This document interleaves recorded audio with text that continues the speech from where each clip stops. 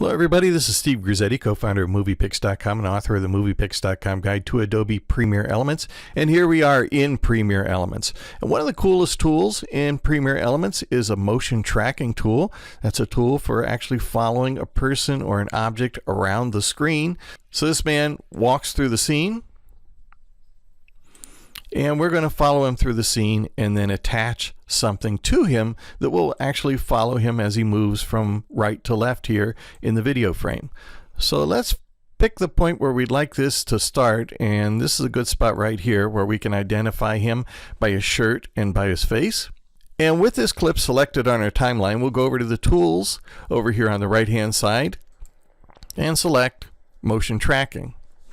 To use motion tracking, it's very simple. You simply select an object by clicking on this button and then zero in on an object. And I like to get something that is distinct from the background, and his hair and face are certainly distinct from the background. And once you isolate or select that object to follow, you click Track Object, and the program is going to follow him pretty much until he disappears off the frame. Okay, so it already did that. And we can move through here, and you can see that yellow box follows him perfectly. Wonderful. So we'll go back to right about the point where the yellow box begins. And among the things you can attach to someone as they're moving through the scene are thought and speech bubbles. Now you can find these on the graphics. This panel opens automatically in the program once you've applied a track effect or a motion tracking.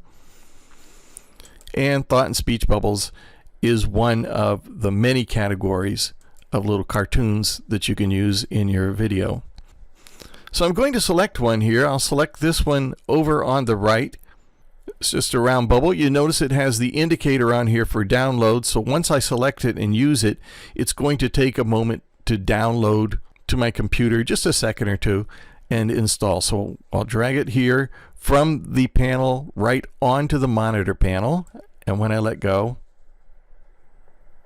it downloads it. There it is, all installed.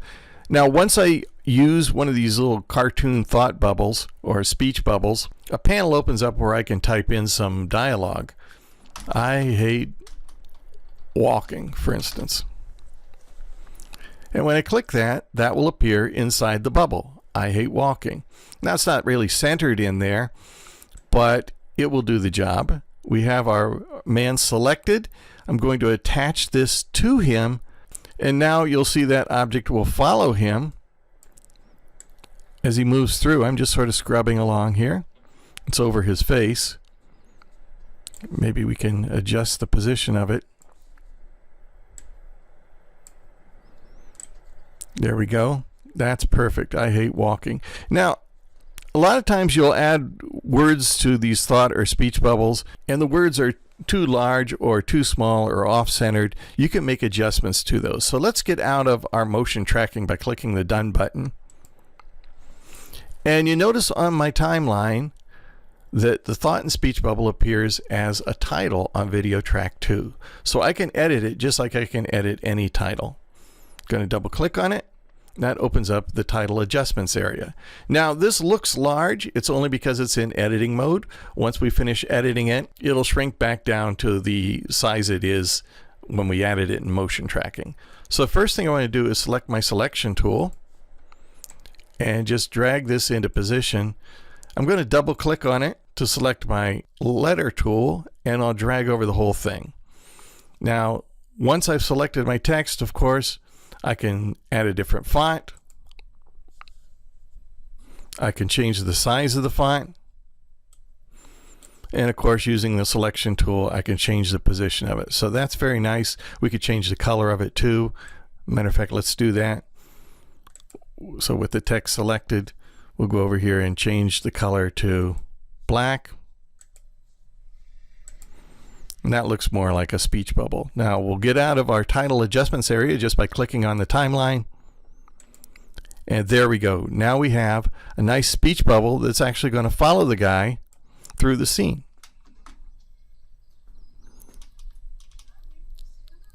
And motion tracking did a great job of tracking on him so that we can have the object follow him. Pretty cool tool. If you want to know more about these kind of tools in the program, I hope you check out the many tips and tutorials we have at MoviePix.com.